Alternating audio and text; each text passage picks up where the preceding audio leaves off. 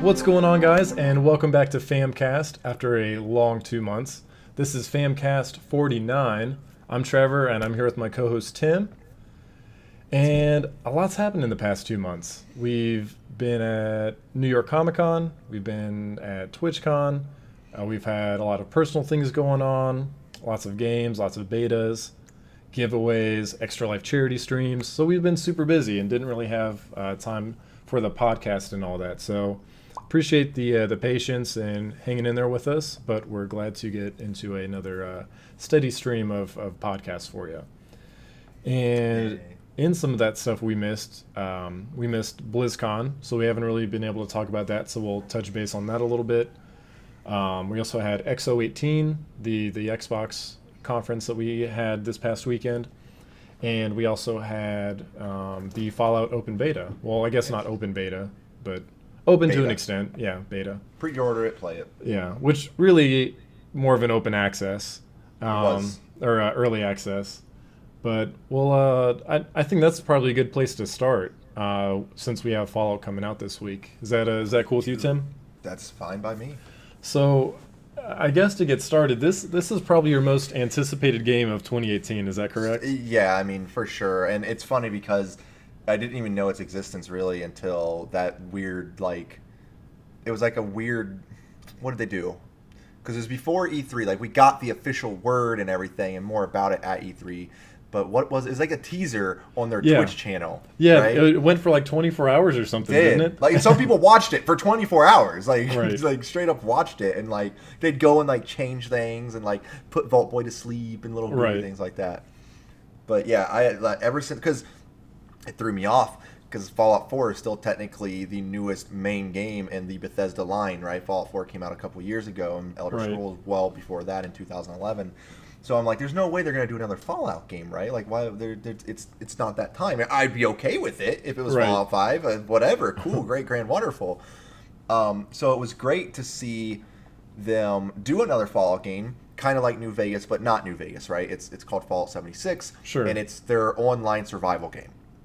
So it's like what they did with Elder Scrolls. They took the Elder Scrolls formula and they made it into something unique, something different that is not so much Elder Scrolls-y, but it's still which I think is the main difference between ESO and Fallout 76. And whether you agree with me or disagree with me is fine. I see Elder Scrolls Online as much fun as it was. It's still just an MMO with an Elder Scrolls skin. Very much, it doesn't play like Elder Scrolls at all. It looks like Elder Scrolls to an extent. Correct, but it doesn't have any of the themes or any of the traits of an Elder Scrolls game. Correct. As to where this plays very much like Fallout in almost every aspect of it, but it has online survival mechanics to it, and it's different enough to be its own thing. It's not Fallout 5. No one said it's Fallout 5. Some people are mad that's not Fallout 5 and are expecting Fallout 5. That's probably the most irritating thing I see when I see people bashing online. Some people played it and not liked it, and that's fine. You can play it and not like it. You're allowed to have that. It's Correct. definitely not for everybody. Yeah. But to sit there and just say the game itself is garbage because it's not Fallout 5 and because it's an online game, I can't believe they're doing an online game. Let them do something different. I agree 100%. If you keep with the same formula every game in your franchise, it's going to get a little stale. Right. 100%. They're going to do Fallout 5. That's going to happen, hopefully. But and we'll get to this a little bit later on too, but I think when you open it up to a different player base by mixing things up, you're welcoming new people into your community, which is never a bad thing in my opinion. Right.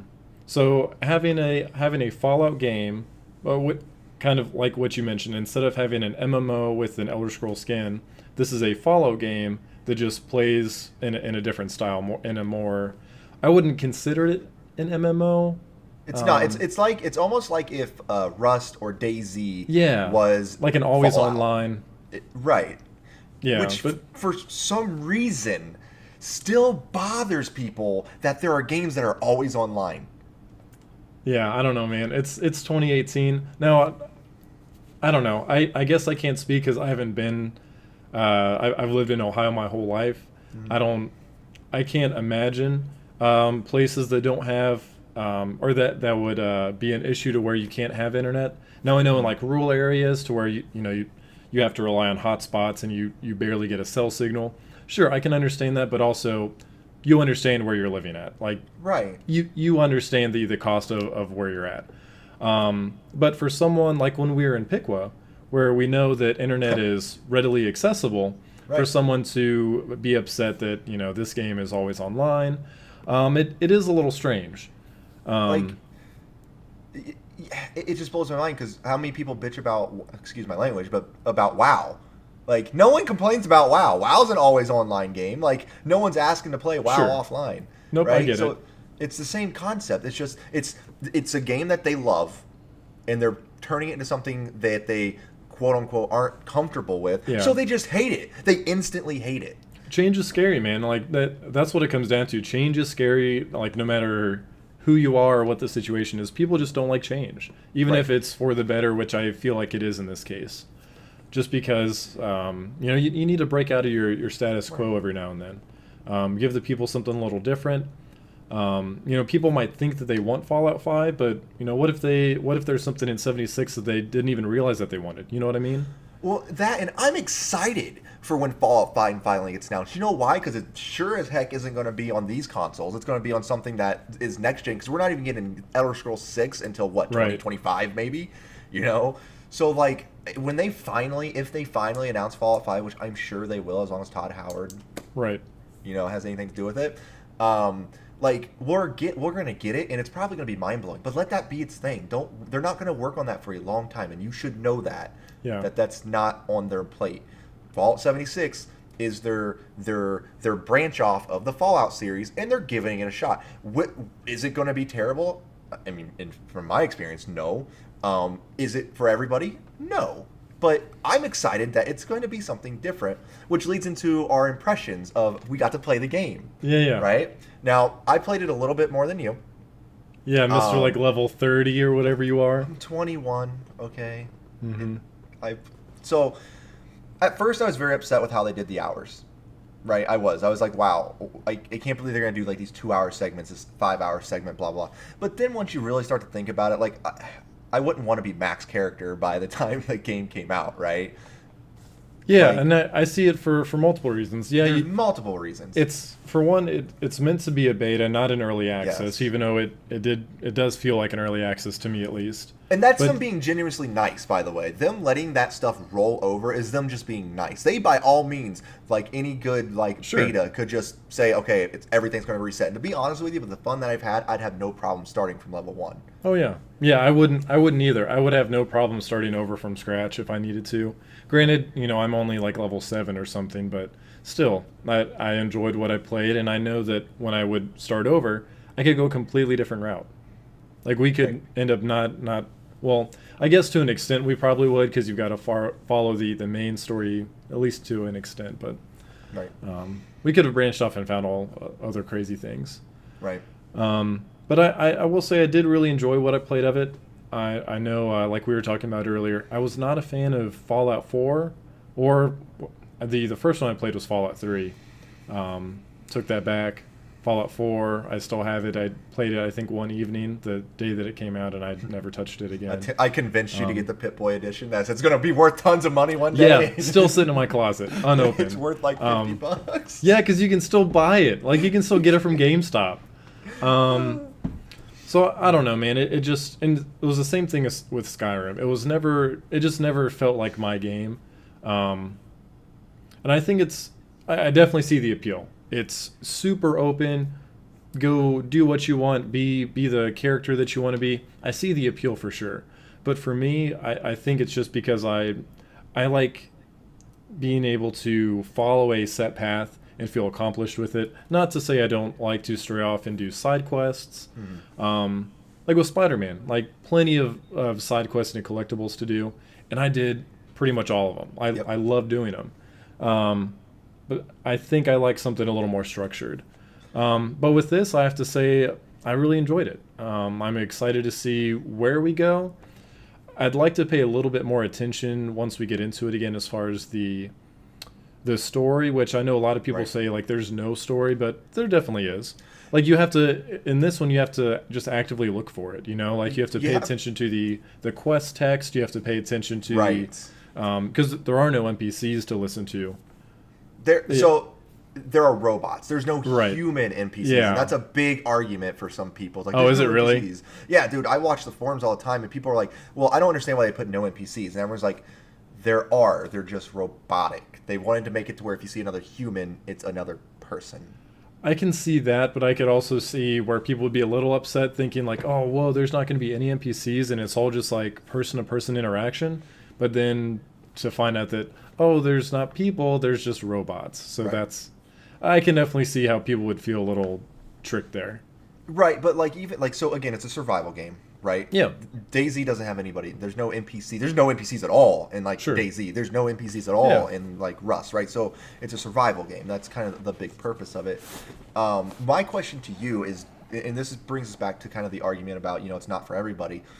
Because it's an online game and because you can play with someone like myself who's a big Fallout fan and knows the series and knows the ins and outs to certain aspects of it, and the fact that you got to play with me, does that appeal to you more than what it would be if you didn't get to play with your friends? Being able to you're asking if I'm enjoying it more because I'm able to play with Because my it's an friends? online game and we can play together. Do I you think enjoy it more? so. I mean, to an extent, I think I've become more of a social gamer than I Mm. used to be in the past. There's always going to be the games like Breath of the Wild, for instance, that I love just like kind of closing myself off from the Oh, world and one of just the like best. getting out in there in the world for sure. But other games like this, like or especially multiplayer games, or online multiplayer games like Black Ops or Overwatch, I can't play by myself. Right. As much as I enjoy something like Overwatch, I just can't do it alone. Heroes of the Storm, same exact way. And even WoW to a degree. Like I enjoy playing WoW on my own, but it all comes back to it is a social game to where you interact with people. So I think that is why I'm enjoying 76 more is because I'm able to play with my friends. Yeah, But go ahead. yes. No, I was just saying, so the fact that it's online, like you said, you might have played it, but I feel like if you played 3 and you played 4, didn't like those, if this was an offline game, you'd have the exact same experience as you would with those two. Yeah, I mean it would be the exact to me I feel like it would be the exact same game at that point other than the NPCs. Because this Uh, allows people to jump into it with a friend now, which is, I think, yeah. a big appeal for people. Like, that's another audience that they're gaining. So you're Yeah. going to have those hardcore, purist Fallout fans who hate it because it's different, but then they're going to gain, people like yourself who will be able to enjoy it with someone like myself. And you've got people that are into more PvP based gameplay, being able Right. to take down. I'm not sure what the. I very briefly Man. saw the system. Yeah, I very briefly saw the combat system and the base system. So I'm not sure if that's something that happens a You lot. were wanted by the Yeah. end of our session. Yep. Absolutely, I was, and I plan to be Um, wanted again. So the game has bugs, right? There were a couple bugs that definitely stuck out to me. One of the quests I picked up, I couldn't finish and no one could finish. I looked it up. It was bugged. You couldn't Sure. finish it. You couldn't like fix this fork dispenser, and it just didn't let you do it. So it was bugged for like almost everybody. Okay. And that still never got fixed in any of the patches that did through the beta, But again, it's beta, and this beta is there to find these bugs, Sure. right? And those bugs might even still be prevalent in the full release. I don't know, but with it being an online game, at least it'll get more eyes on it, and it'll be quicker to be fixed than what it would be, I feel, without it. Um, And with it but- having a 50 gigabyte day one patch. oh and- yeah, it's true. That might fix it. I'm gonna go. That's the first thing I'm gonna do is check if I can finish that. Every time I logged in the first day for the beta, I checked that quest. Yeah. Every time. But like and I don't want to ruin it for people who haven't played it yet, so I don't want to go into super big details. Sure. But like I probably put 15 plus hours into it, got to level 21. Yep. And I thoroughly enjoyed it. If there was a bug, I made note of it and I moved on with my life. I didn't dwell on it. I didn't.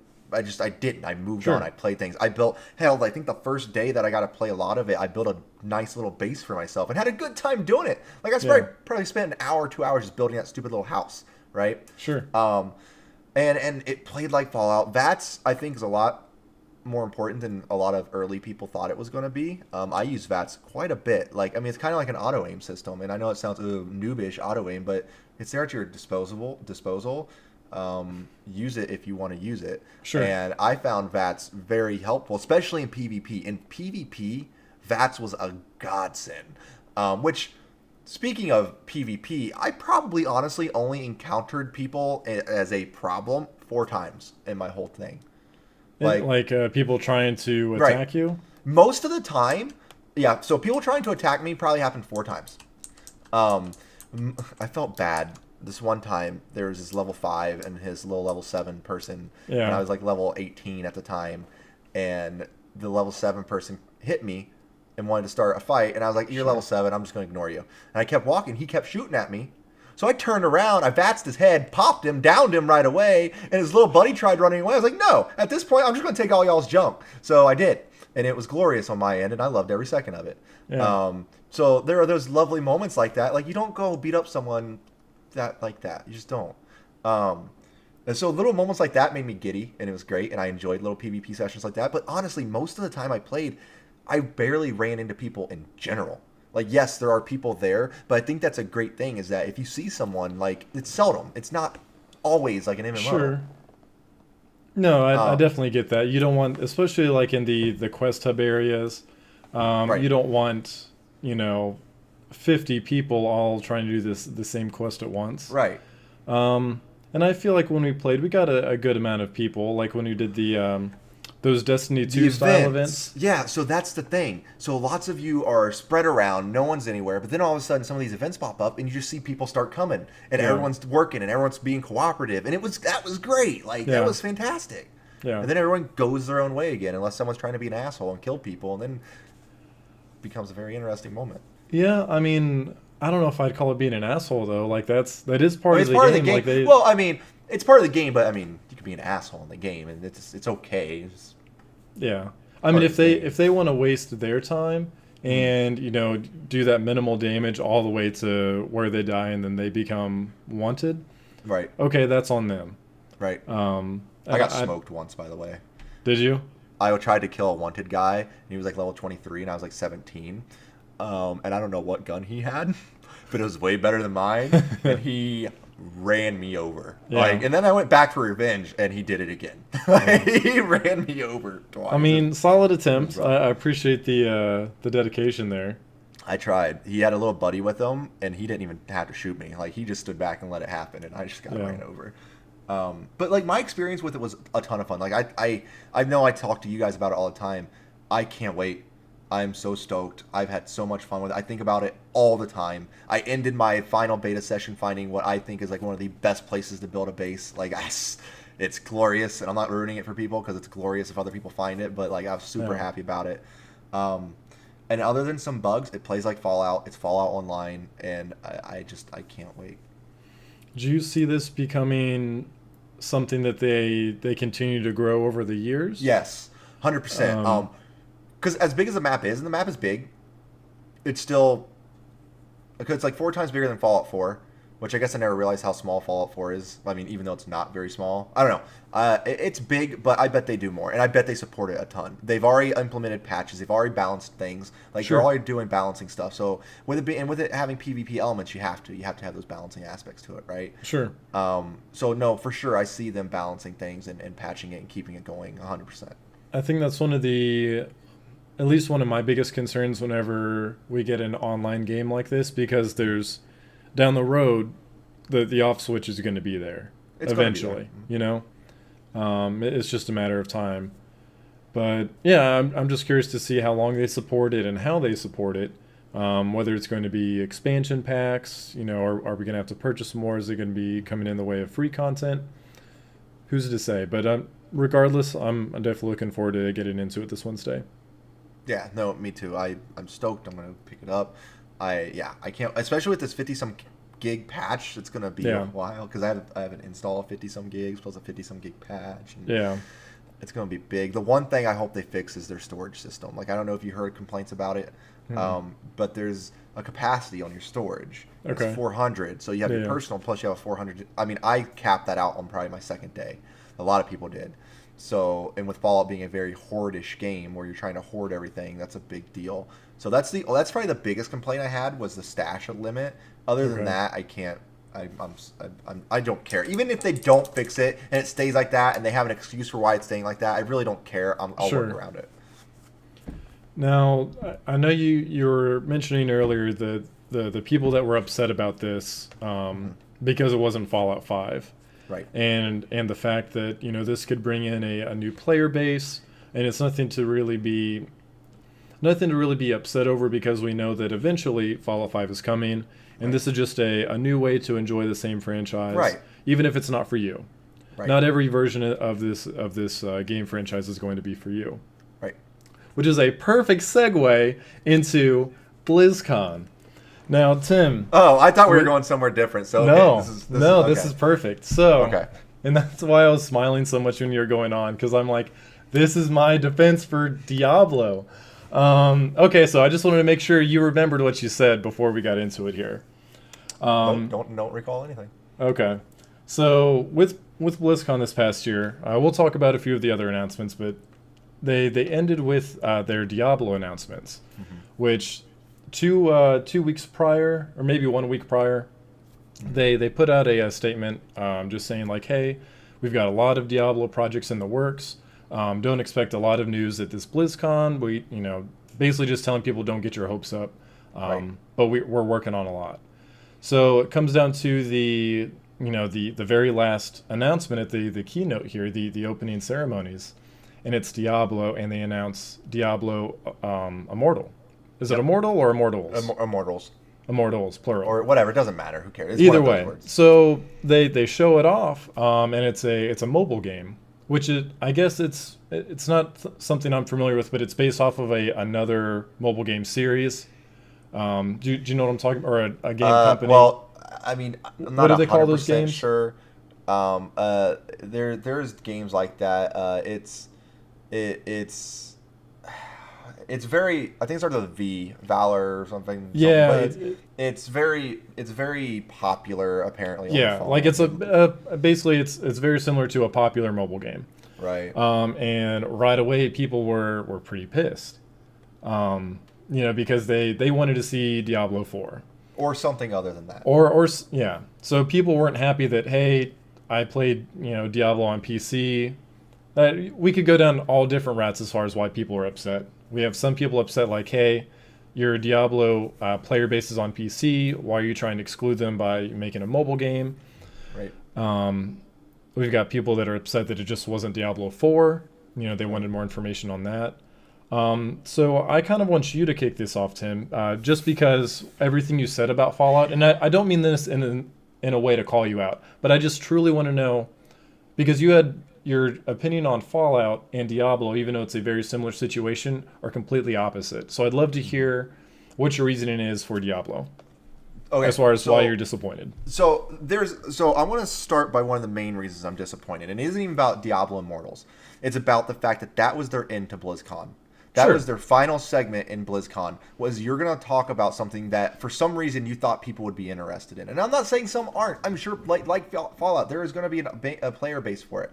But you have to know that that's your weakest thing, and you're going to stop. Like, why not end with the big one that you, punched your couch for? That stuff. That would have been a huge ending thing. Just drop the mic and call it a day. Yeah. But and I know there were rumors that that Diablo 4 was there, and they cut it last minute, and even Blizzard themselves said no, that's not true. So you're telling me they literally went into this planning to end it with that, right? So that's my big disappointment. It was that was the end of BlizzCon, and that's what you're ending it with. But I will agree with you there that it seems a little tone deaf. That they're ending on this note that. Yeah, I agree. Go ahead. I mean, you left your audience with a sour taste in their mouth. Sure. So as far as the actual game itself, I'm sure it will play well, and I'm sure there will be an audience base for it. I think it's kind of goofy to launch Diablo Immortals on a mobile platform when you just launched Diablo 3 on a mobile platform. On Switch. You just launched Diablo 3. Your good dungeon game on the Switch, it's already mobile. Sure. Right? Now, Immortals is going to be whatever is going to be free. I assume. I think it's a free. We don't download, know yet, but I guess whatever. Yeah. I pre-registered for it. My biggest issue is I've played games on my phone. I play lots of mobile games on my phone. I'm bored at work. I mean, honestly, I am a mobile. I'm a gamer all around. I play mobile games. I don't mind them, right?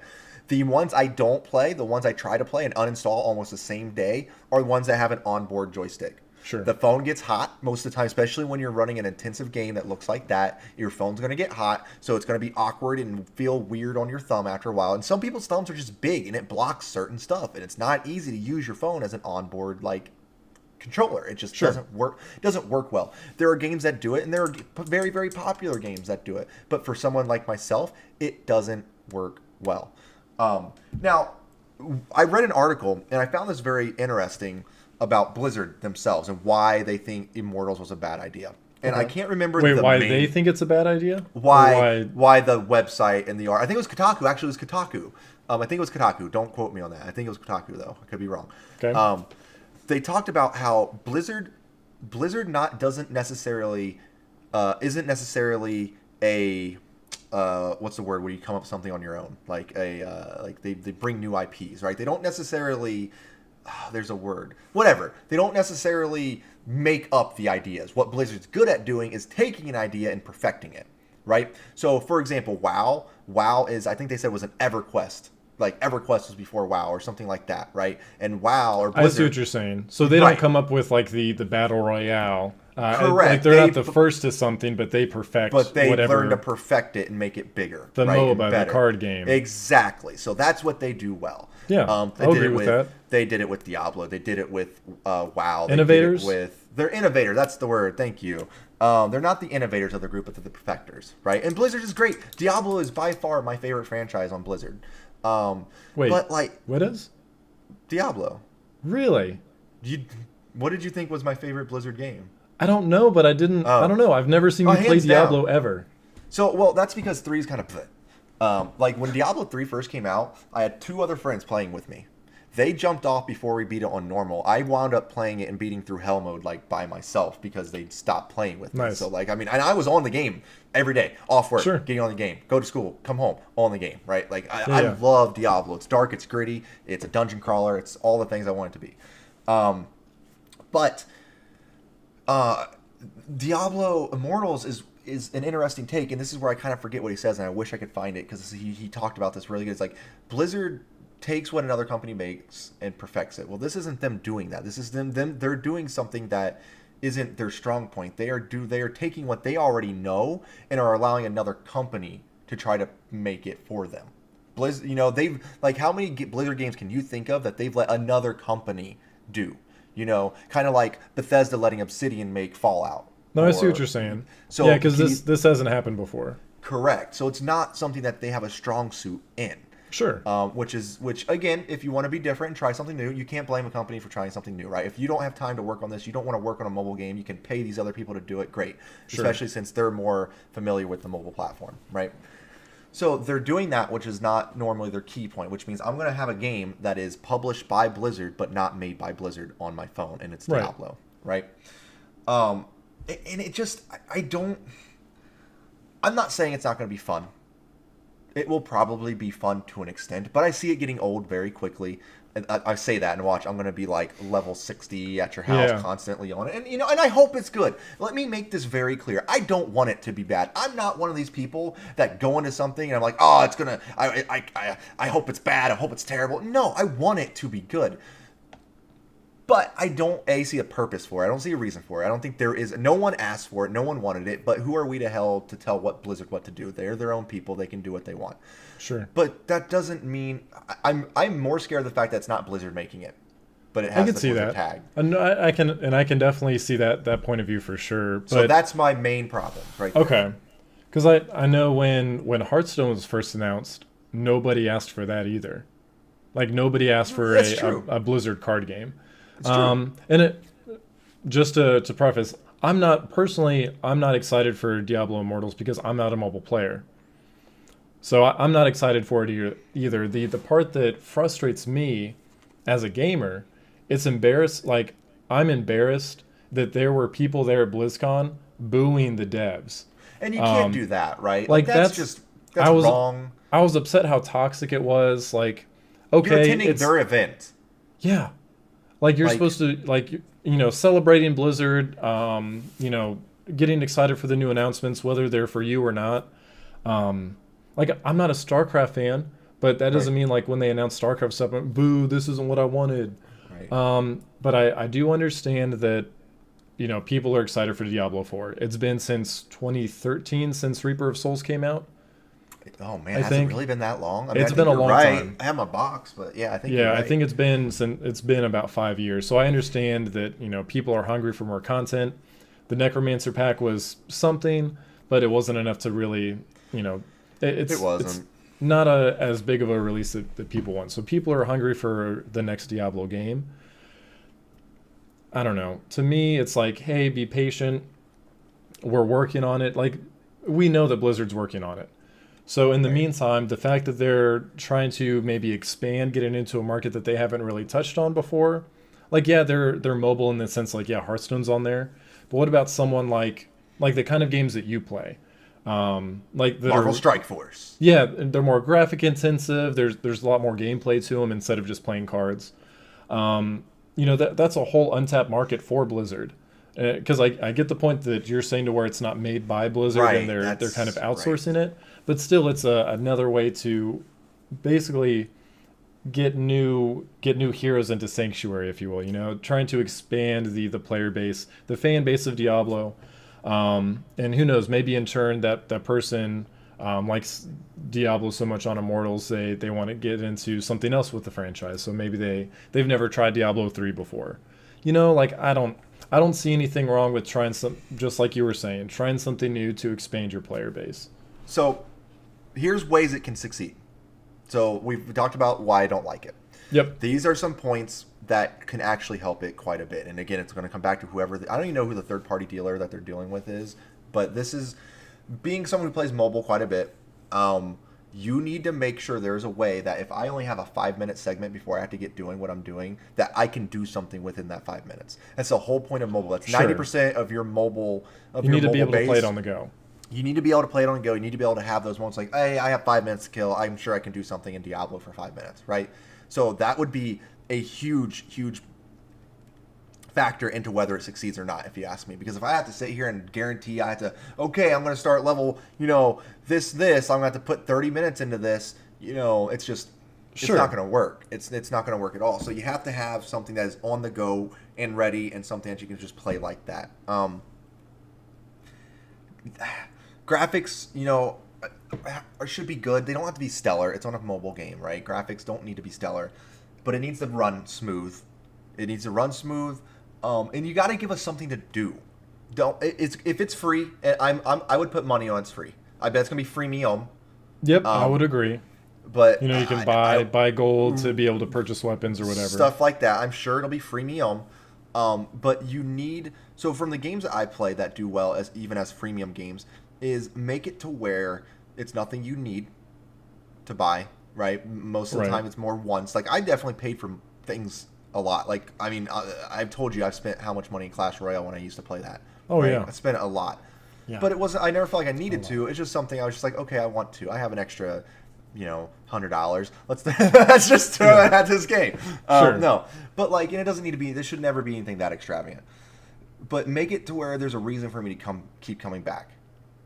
Clash of Clans got really boring later on because later in the game, you can't do anything. You can play once a day unless you spend money.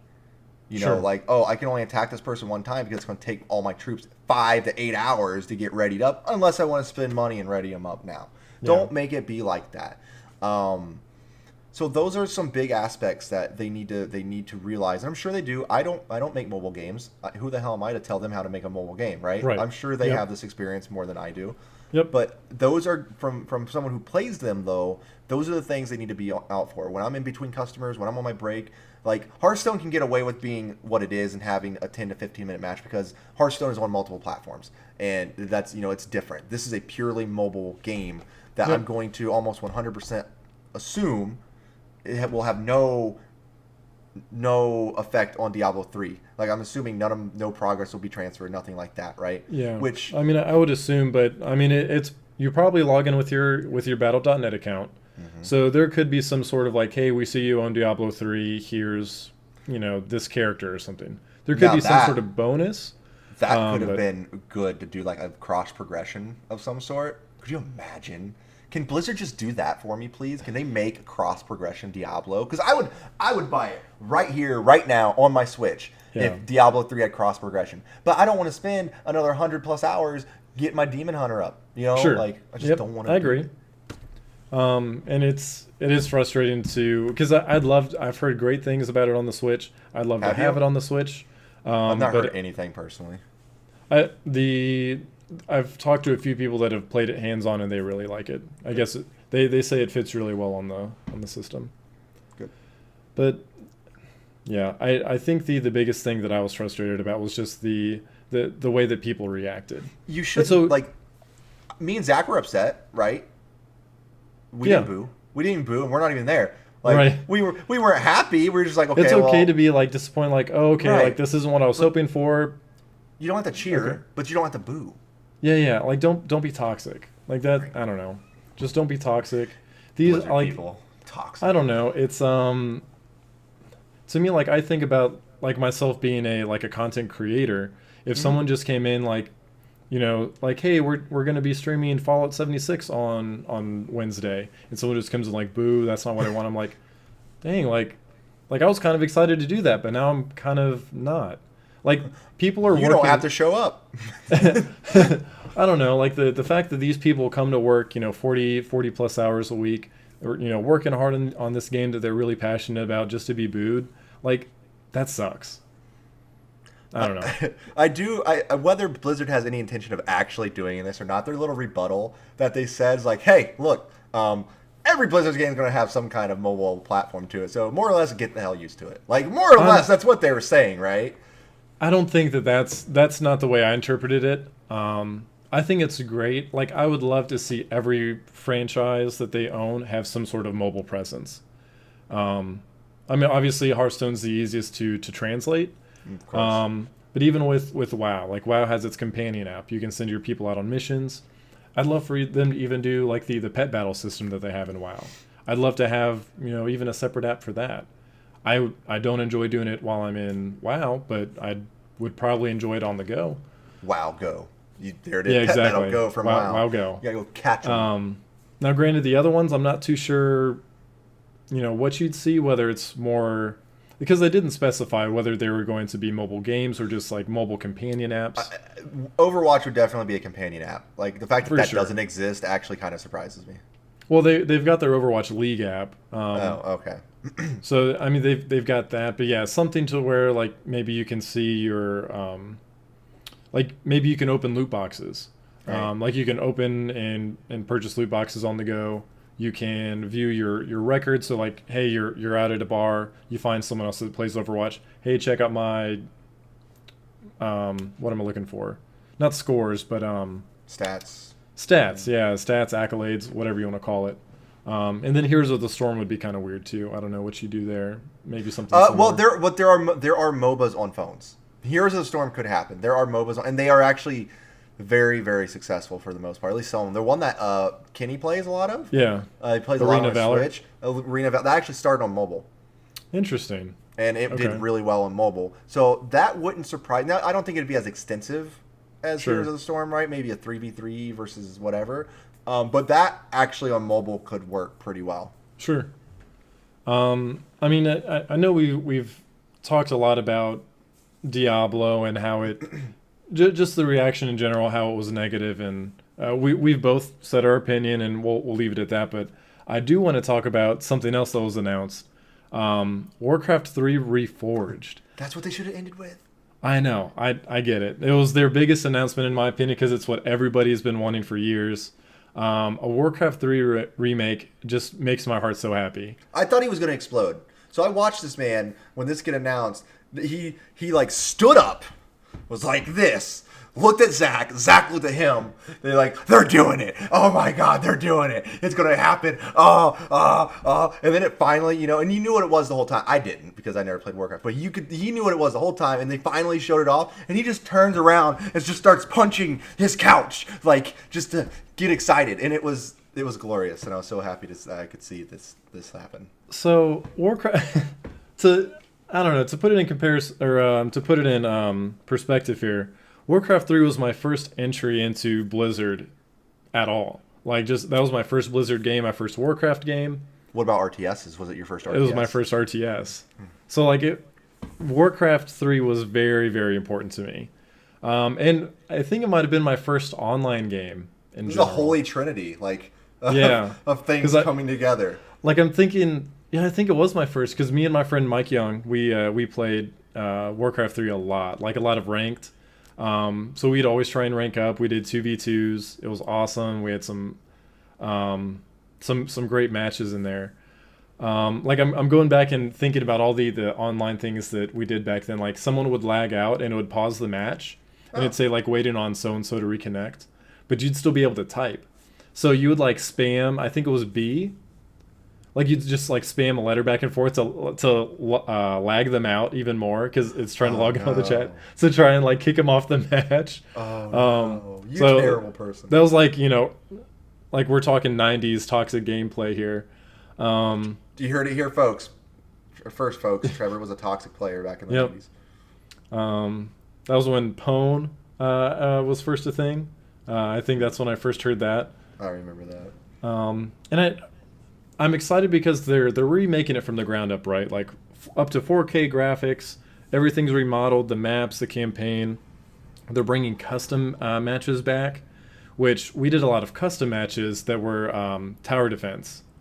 So I'm excited to see some new tower defense custom maps come out of this.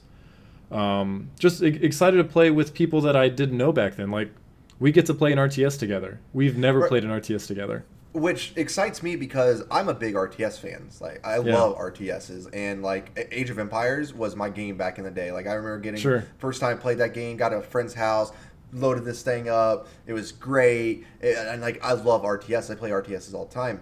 Yeah. I'm not nearly as good as a lot of people in StarCraft 2, but I enjoy them. I never put the time into it, but I still love RTSs. Sure. And I never knew you were into RTSs until like that day. And like I'm excited because apparently it's a big RTS.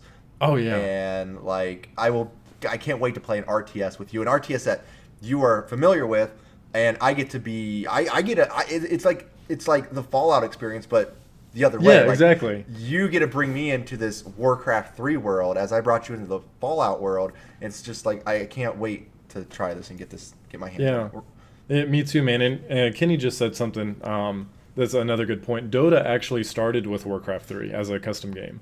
Right. So I mean, Warcraft 3 was, I think, a big turning point for a lot of things. Like I played a custom game in there that was like the launch pad for World of Warcraft. Like it was RTS graphics and everything, which you played zoomed down. Right. You went on quests and everything. It was a lot different than Warcraft 3 was, but it was basically the beginning of World of Warcraft. So I'm excited to get back into it, see how things have changed, trying to remember a few things that I used to remember. I just love, because I'm not a huge competitive player, but that is one game that I loved playing competitively. Which, that's another reason I can't wait. I am a big competitive player, and I want to get Trevor into this. I'm gonna see Trevor in this huge competitive mode, and like Trevor's just gonna be a beast at it. Like he's just gonna log in and just know what to do, and I'm gonna see Trevor like go beast mode on people, and it's gonna be glorious, especially in the strategy game. Like I'm gonna be over there doing my own thing, like making goblins, and he's gonna be like, Tim, we have 5 armies already. What are you doing? Right. What are you doing, Tim? Yeah, man. I'm trying to think of all the different strategies I used to play. Like I think I used to go necromancers with undead. Ooh, that sounds awesome. So it'll be cool to come up with like different combos, depending on what everyone likes to play as. Undead was always my favorite, but I was pretty well. I would like to say I was pretty well rounded with all the 4 races. Which I don't know how that compares to other RTSs because I didn't really play many. We can play it like it's not too long off, right? It's like next year. Maybe? Yeah, they said 2019, but no, it wasn't like summer 2019 or anything like that. That's kind of cool. So we'll have and that's because Age of Empires 4 comes out eventually. So this will hold me off at least until Age of Empires 4. Yeah. So Take Over, who knows? Or Take Over, who knows? Yeah. Trevor has this weird way of getting me to play a game that I don't want to play, and then I wind up buying it and playing it anyway. How many times have I bought WoW just because you like hyped and up then the game and told you're me like, to oh, play I it. like it, but then like a month later, you're like, I don't like it. Yeah, it's my fault. It's definitely not. Like Trevor knows the stories, and he gets me so pumped because he does so well at knowing the stories of things, and like the lore, he gets excited, and it gets excited, and he gets excited, and it's a fun time. And then I just get in there, and like I have come to the conclusion, wow, it's just not for me. Yeah. I've tried many times, and this last one I tried more than any other time. I got a character, I maxed them out, and we stayed up for a long time. Like it was fun. It's not for me. But an RTS, you say? Yeah. An RTS I can get into. This will be good, man. You know what we should do? We should play like regular Warcraft 3. Like you should just like buy a copy for. It can't be more than $20. Yeah, like you can like I've got it on my BattleNet launcher. Are the servers up? Oh yeah, So servers are still up, man. How long is that game? How old is that game? 99 maybe. That blows my mind because they definitely took down the servers of Age of Empires 1 and 2 a long time ago, and then they did the remakes of them, so now they're up again, new ways, but they've never shut down the servers for Battle. No. Or that's crazy. Well done to them, touche. We should definitely give it a shot just to kind of get a feel for it. I'm just gonna get in and just be like a pro. Oh yeah, just dominate people before it even comes out. We're gonna have a 3-man crew and we're gonna run through everybody. A 4-man. That's our 4-man. We're gonna have a 4-man crew. We're gonna become pro league. You heard it here first. Warcraft 3 Pro League. Us 4. Whoever us 4 is gonna be. I will say 4v4 matches always stress me the fuck out because there's so much going on. There's so much happening. Like 2v2s were nice. 3v3s were okay. But yeah, 4v4s, there's just so much going on. Because then you get into like base expansions. So at that point, you're playing on a map that's huge because it's got at least 8 starting points. So I don't know, man. It's just really overwhelming. But regardless, I'm excited to play. Trevor's going to be stressing out. It's going to be great. It's normal. Anymore, that's normal for me. That's true. So we've talked about Fallout. We've talked about BlizzCon. I do want to touch just kind of briefly on XO18. Okay. I don't really have a whole lot to say, but I think it's worth. It's noteworthy. Is there a whole lot to say though? No, not really. There's not a whole lot to say, but there's a few cool things that happened. Honorable mentions. Yeah, honorable mentions. Let's go with that. It definitely wasn't a PlayStation experience. I don't know if you remember those, but in December they always do PlayStation Experience, right. And that's where we see like actual new game announcements. Right. And this was not that. This was not that. Which I don't know. I don't know if this is the first time they've done it. You think it is? I think it is the first time they've done anything like this. Okay.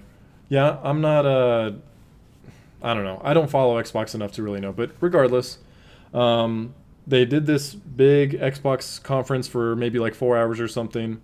They had big Game Pass news. I will say, if there's one thing that Microsoft does right, it's making games as a subscription service. I think that is the way of the future. They've gotten really good at that. Game Pass is amazing, man. If we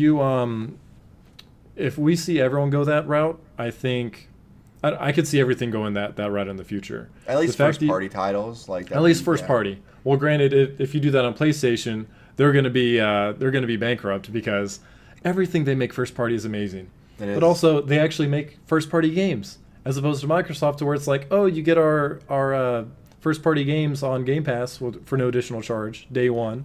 Sea of Thieves, Forza. That's what we got so far. So in a year, because it's been out for a year maybe, Game Pass? Yeah. So in the year that it's been out. Sea of Thieves has been out for a year. Think about that. Sea of Thieves has been out for a year? Hasn't it been out for a year? No. Are you sure? No, because we did our thing when Zach was still in FAM, and that was just that was earlier this year. It hasn't been you're right. It was early. That's right. You're right. But yeah, regardless, they're like they make it sound good, but at the same time, you're not getting a whole lot of first party titles, but still it's a great bonus, right? They have a lot of other stuff, which is good. Yeah, which I think that's what I enjoyed as far as what they announced at XO18. Hellblade is coming to Game Pass. PUBG is coming to Game Pass. Ori and the Blind Forest. So they are bringing some really big titles in to Game Pass to make it worthwhile. Now, granted, I think it is worthwhile on its own already. What, you pay $10 a month and you get to play like 100 plus down. Yeah, like over 100 a lot of the games. Resident Evils are on there. Like Yeah. a lot of the Resident Evil games are on there. Like there's a lot of good. And they games add more for on $10 like a month. monthly basis. Like they're always adding more. They do take some out. And I did notice that, and that's not a big deal. I'm not saying it's like a deal breaker, but like it's definitely a cycle kind of thing. And that makes sense. And I'm perfectly okay with that. And I'm just okay with that. It's kind of like Netflix. Like Netflix has a rolling video or movies that come in and out, and some of them go away for 6 months and then they're back for another 6 months. PlayStation has a service called PlayStation Now. I think it's called PlayStation Now. Correct. I'm pretty sure it's PlayStation Now. It's the same kind. It's very expensive. Yeah, it's not as affordable, and it doesn't have it's more for older games, I believe. Well, there's a lot of older games on there. There's no real newer games, and the problem I have with PlayStation Now, unless they've changed and I haven't looked into it in like a year, is you stream it. So the game quality depends on your network. I do remember that. Yeah. Which one of the reasons for doing that was because they want to be able to implement into more things. Like, so if you have a Sony TV, you can actually just play your game on your Sony TV without a console needed. Like, that's their world that they're getting into, which is also the world Microsoft is now getting into with next year's launch of their streaming service that they're going to do. But I agree, the whole subscription thing, I'm not opposed. As long as it makes sense and it's affordable, I'm not opposed to it. Yeah. Like, because there's definitely games on Game Pass that, well, A, I own a lot of, but B, that I don't own, that I was never going to buy, but now that I have access to it, why not play it? Yeah, exactly. And I feel like that always comes around for me, that feeling always comes around for me during Black Friday. Like Tomb Raider, the new Tomb Raider that came out a couple months ago. Mm-hmm. I'm not going to buy day one, but if it's $30 on Black Friday, I'll give it a shot. It's something I'm interested in playing. Right. So I think Game Pass is great for that. And especially for... Hello Neighbor. Hello Neighbor was another one that was announced. I will never buy that game because I heard how buggy it was, but I got it for free on Game Pass, so I'll probably I still think the reason you won't buy it is because of PAX. It was really bad. It was really, really bad. And when Moonpickle bought it a few months ago or whatever, and he decided to give it a shot, I was like, hey, I heard the game's still really buggy. Give it a shot. He played. He's like, oh my God, dude, it's terribly buggy. That's kind of what sealed the fate for me. I will say that Leo played the Dead by Daylight version. Mm-hmm. He said it's really fun. Which, I mean, that's great, and I would probably play that because that sounds like a lot of fun. Sure. I would play that sometime. I had high hopes for the game. I was upset. Okay. Yeah. It's a fun concept. But it is a great concept. Yeah, getting back to Microsoft here. I think Game Pass is the one thing that Microsoft does really well. Yep. Games as a subscription service is perfect. Right. I think that's the future, and I think it's going to be the downfall of places like GameStop. Well, as it should be. But right. No, I mean, think about it. Like the people that we had, some people that came into the Pickle GameStop that they couldn't buy new games. All they could afford was pre-owned games, and there's nothing wrong with that. People have different lifestyles, and it doesn't matter how much you make. You want to be a gamer no matter what your lifestyle is. People want that accessibility. Game Pass is great. You can pay $10 per month and have a library, just not an unlimited, but over 100 games to pick from. Right. That's amazing. That takes away the whole pre-owned business from GameStop. Absolutely. And PUBG launched not too long ago on Xbox. So it's not like it's all straight old games. Right. That's a huge competitive game right now. That's a big deal. Yeah. Now, and granted, it's been knocked down a few pegs because of Fortnite and Blackout, but still, it's a great way to play one of the bigger battle royale games. Right. I agree with you, man. I don't think there's anything. I don't think there's anything else with Game Pass that I saw. I do know that they're allowing returning customers and new customers of Game Pass to buy a month for $1. Right. Right. One thing I would like to see with Game Pass besides that is have it tie in with my Xbox Live. Have just one subscription. Well, I wonder if they'd have a bundle with That's that. What I want. Like if they do because Xbox Live costs $60 a year. Game Pass is $100 a year. So you're saying instead of $160 a year, make it $100 flat and give you both. Yeah, exactly. Something like that. I'd be all about that. If I buy my like you mentioned, it's $60 for a year of live. We know that it's 120 if we pay $10 per month for Game Pass. Right. I would easily pay an additional 40 to have everything for a full year. A good question being brought up here. So if Game Pass is the future of gaming, streaming is the future. Streaming is the future. You know, what about places that are in like rural areas and have like little, like the DSL speeds just aren't, DSI, you know what I'm talking about. The speeds just aren't to the point to where they can successfully do streaming, which I think is why Game Pass is really good, because you're not streaming, you're downloading. You have a service through them that you're paying monthly and you have internet, but you're not streaming it. That's why PlayStation Now isn't succeeding, is because it is a streaming strictly service. Right. As where Game Pass is, oh, you're subscribed, just download the game and you get to play it without needing an internet access. Yeah. And I handle this every day at work, to where people don't have, you know, home Wi-Fi, and they have to rely on things like mobile hotspots through their wireless provider in order to get any sort of internet connection. Right. So they need a lot of, and that gets pretty expensive when you don't have a Wi-Fi network and you have to have basically an unlimited amount of data without being throttled or anything like that. Because there are plenty of people that can easily afford internet but don't have access to it because of where they live. Like, correct. That happens. It's not just because, oh, I can't afford it. No, that's not always the case. You know, one of the arguments that comes up with these things is like, well, then maybe if you're too poor to have internet, maybe you shouldn't even have the Xbox, right? People say stuff like that, right? And that's wrong. That's not how this works. There are some people that have way more money than you. They just live out in the country and they just they can't get exactly, internet, right? And they just don't. Yeah, gaming is for everyone. It doesn't matter how much you make, where you live. Like, gaming is for everyone. Right. So I definitely think that there will be a shift in the next, we'll say, 2 years or so, because I understand what Cypher's saying, to where for those rural customers, even just the download, even when you're not streaming, that's still, it's either going to take up a lot of data, which is going to be really expensive, or the speeds that you get, if you get any speeds out there at all, aren't really going to be feasible with as large as these games are anymore. But as you well know, there's going to be a big shift in the next 1 to 2 years here, to where we're shifting from 4G to 5G, not just within a specific company, but just as a wireless world as a whole. And that's huge. That's going to be huge. People, like, it's not just for wireless phones. People are going to be swapping over their home services for 5G. There are people that come in and have hotspots because they work at their house. They don't have any other internet source, right? Right. And you're going to have 5G now that can be a full-fledged internet source.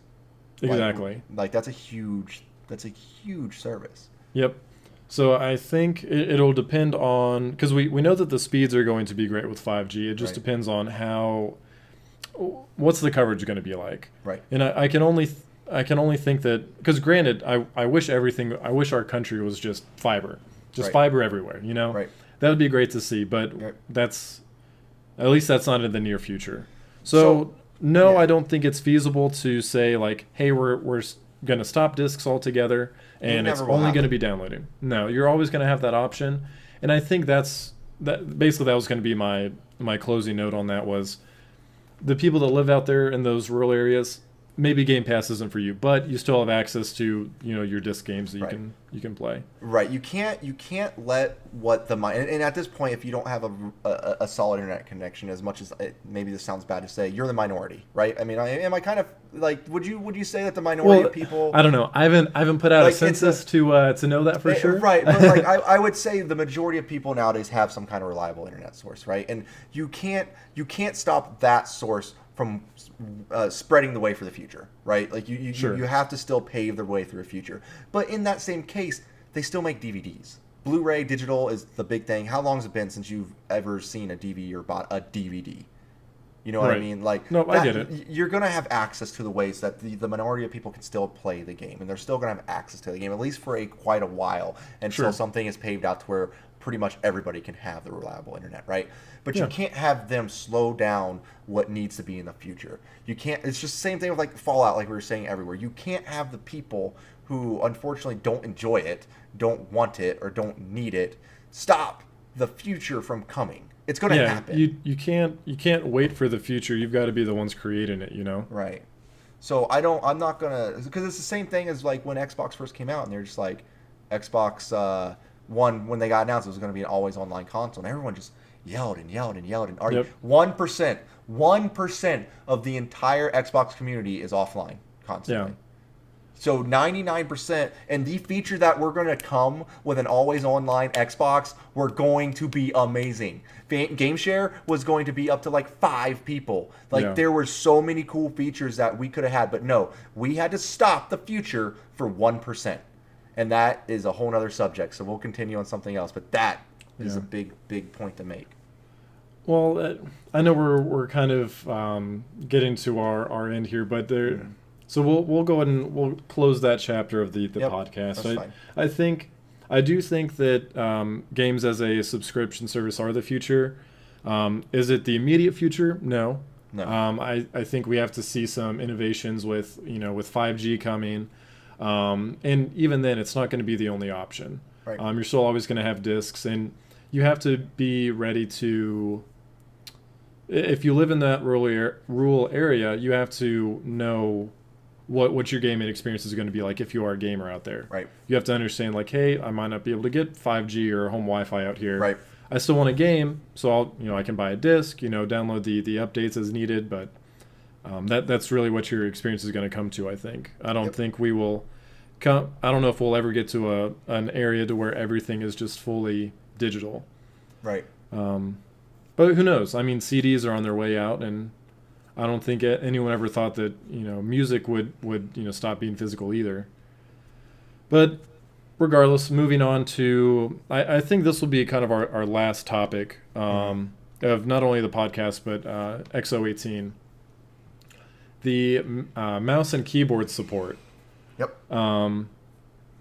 So me and Tim have talked about this a little bit already. We've basically, I think it was at the end, they were talking with the Razer guy about them creating Razer peripherals, mouse and keyboard for the Xbox specifically. Yep. And Tim, I'll let you explain it because you're in a interesting position because you play on both Xbox and PC pretty regularly, and you actually prefer to play controller on PC. Correct. To where people, if you're playing against them on PC, might have an advantage because I don't think there's really much of a debate saying that mouse and keyboard is you have more precision that way. Precision. It's all about precision. 100%. Right. So but with that, you're still more comfortable with the controller, and that's how you prefer to play. So with that, I'll kind of let you take the lead here and kind of explain your thoughts on the Xbox support or the mouse and keyboard support with Xbox. So when, growing up, I grew up with a console more than I grew up with PC. I had Nintendo 64, PlayStation 2, PlayStation 3. I never really had a big PC and was big into the PC world until, honestly, I was probably a late teenager when I got into the PC world of things, okay? So I grew up getting used to a controller, enjoying a controller. I never grew up getting used to a mouse and keyboard and playing with a mouse and keyboard other than like those Sure. RTSs, right? Because in RTS, you need a mouse and keyboard for an RTS. There's no reason to not. So my big stick with it is there's goods and bads to this. The scary part is now you're going to allow on November 14th people to have mouse and keyboard support on your Xbox. Right. Which is going to... So one of the reasons I play on my Xbox, I prefer my Xbox over PC games, like for Overwatch or Fortnite, for any competitive type game, is this controller, this right here, this is what I'm good with.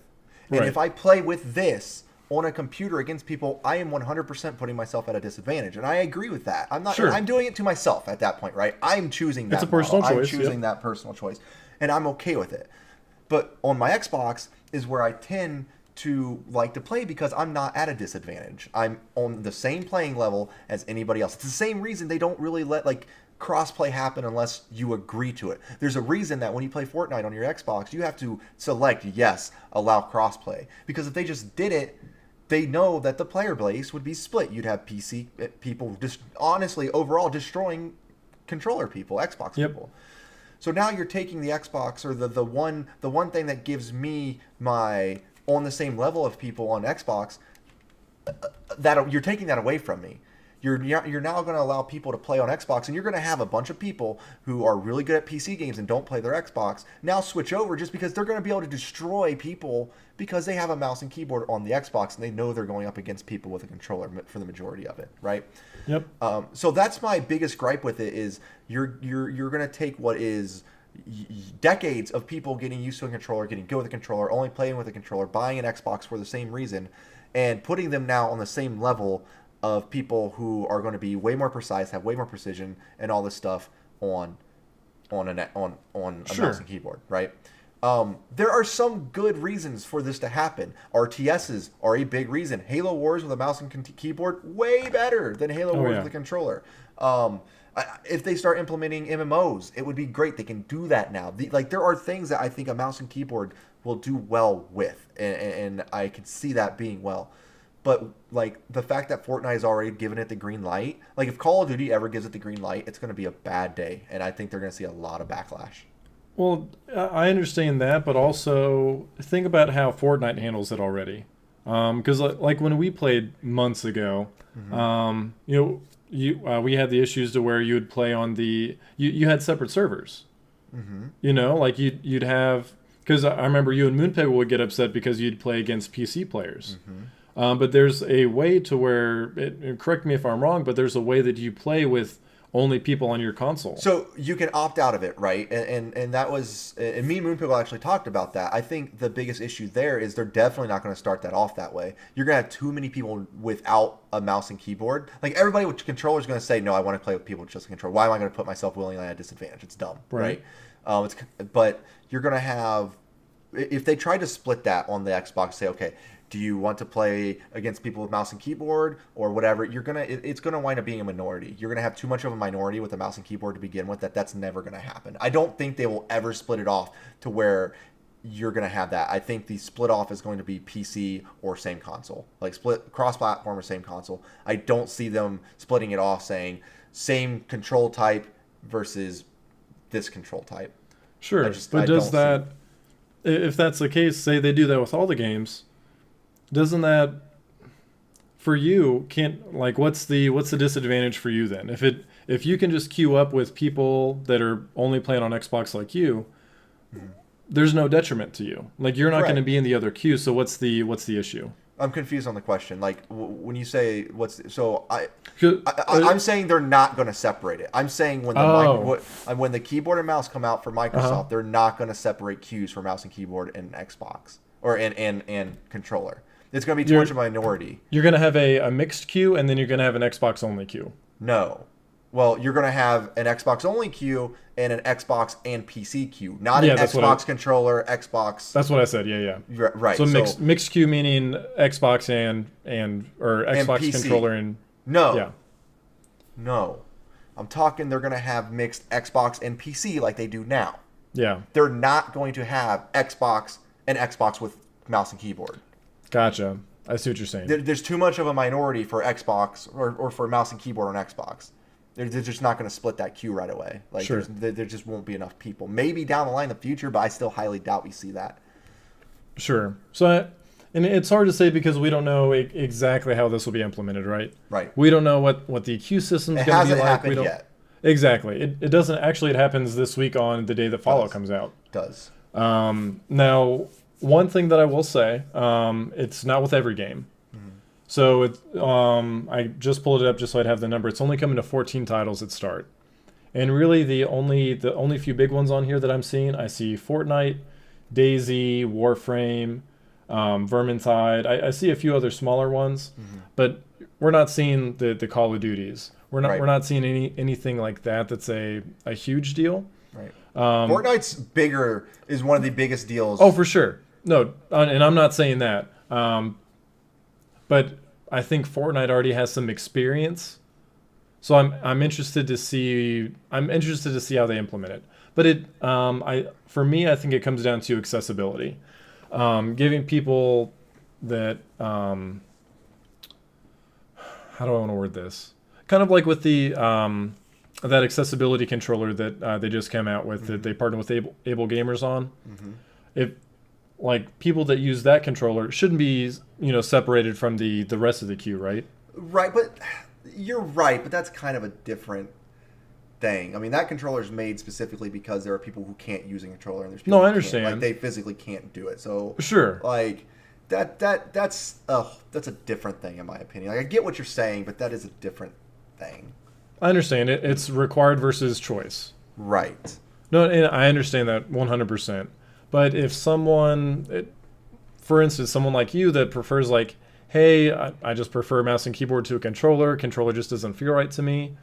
They're kind of, and I know that it all comes down to precision. One is more precise than the other. But what if they're more comfortable with that? What if they're like, hey, I enjoy playing on mouse and keyboard more than I do with a controller? They have a game on PC that you can play with mouse and keyboard, and it's crossplay. Like that's the thing. Like okay, but that's one game in particular, though, right? Right. That's one game in particular. What about these other games that they might not be able to play? Warframe is a little bit big, not huge, but it's a little big. Like if they implemented mouse and keyboard support for Fallout, I'd have no problem with it. Actually, I'd probably give it a shot. Sure. Just because the issue is going to be more in the competitive aspect, not on anything else. I have zero problems with mouse and keyboard on anything other than the hyper competitive games. That's it. And what would you say to this as an option then? What if like in Overwatch, how you have your ranked mode and then you've got your quick play mode? What would you say to that? Like quick play, free for all. Ranked, you can only use controller or whatever. That's okay. Like that would be okay because then you're separating to where okay, you're just having a casual fun game versus okay, we need to make sure when people play this they're on the same playing field. Because that's what competitive needs to be. Oh yeah, exactly. That's what it needs to be. I agree 100%. If competitive isn't everyone on the same, it's the same thing with Smash, right? Right.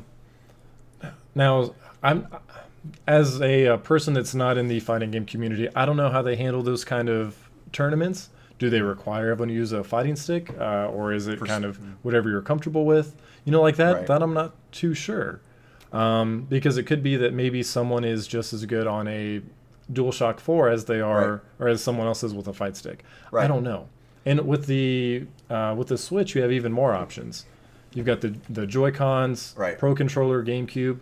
Right. Who's to say, how this works in tournaments? And it could vary between different tournaments. Like, and let me.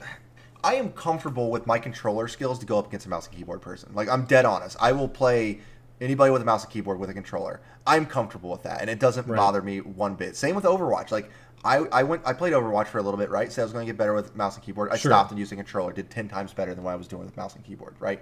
I know I'm at a disadvantage, and I put myself at that disadvantage. Right. And I'm willing to do that. I'm willing to have that. But when it comes down to the competitive edge in competitive modes, I don't feel like when I'm playing on my primary console, the reason I play that, because I told Moonpickle, if it comes to the point to where it's just they're just going to mix it in no matter what, why wouldn't I just start playing PC games more? There's really no reason for me to play my Xbox at that point. Sure.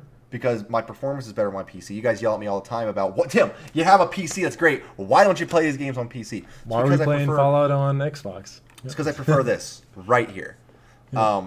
So the sacrifices I make for you. Right, I know. I appreciate it. But this is the reason.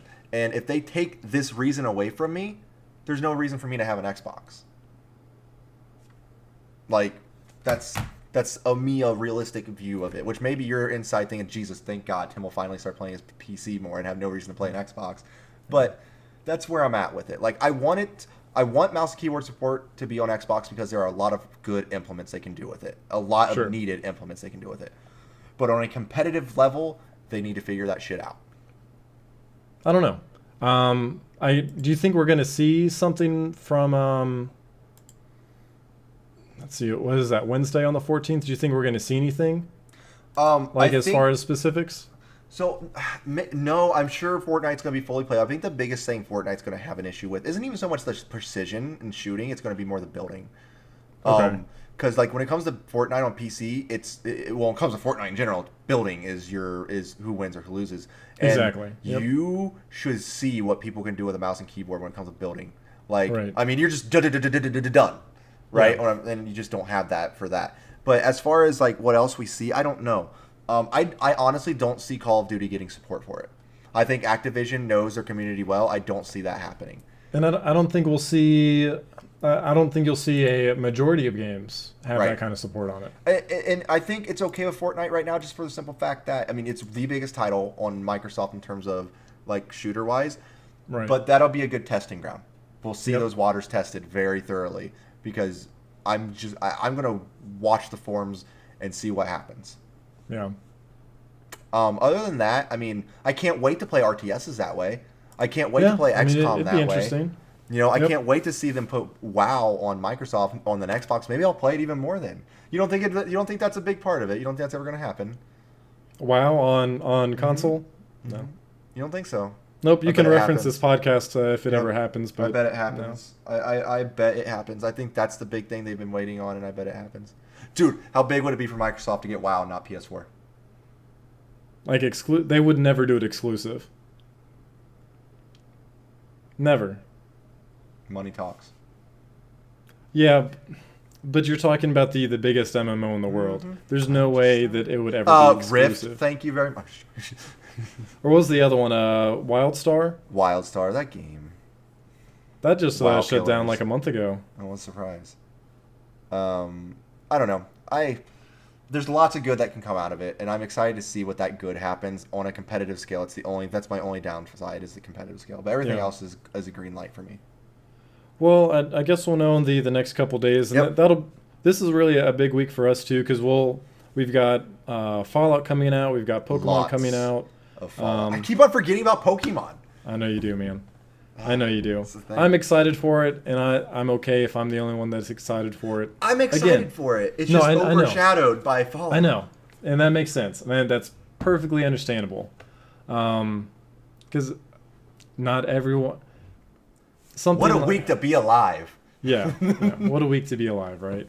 So yeah, well, I think that's a good place to end it. We'll definitely be playing lots of Fallout. Maybe have a few more impressions once we're playing the final version. See if anything has really changed since then. I don't expect it to change a whole lot, but if anything, stupid cats. If anything, we'll be able to talk actually since I purchased an Xbox headset finally. Did you just buy like a simple one? Yeah, just awesome. Amazon Basics, believe it or not. Hey, if it works, I don't care. It was $30 and it's both sides. It's Okay. got a mic and everything. Great reviews. Awesome. Better than the $20 or $25 actual Microsoft one. Right. The one-sided one. Yeah. Because I guess those go out like every couple weeks. Yeah, but that's okay.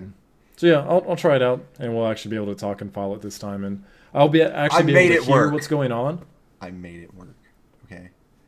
You did, and I appreciate it, but you also made me spend $30 so we could talk. I did. You'll So- appreciate it later. It's okay. Yeah, that's my birthday present to you, by the way. Oh, thank you. I'm okay So, with that. I appreciate that. Don't go expecting anything in the next couple weeks. I get to talk to my friend on Xbox. So That's my excited. present to you. You get to hear my voice when you play Fallout. Right. Yeah, that's a good stopping point. I'm Yeah. glad we're back doing FAMcast again. I've definitely missed this. We'll try and maybe do them bi-weekly to start out, just because the holidays are coming up and we're all going to be busy.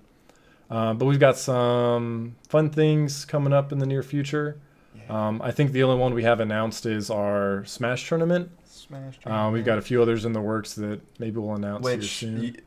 you're lucky enough. I won't be able to make it to that, so you guys won't have to worry about it. One of you guys is gonna win. Since I'm not gonna be there, you're welcome.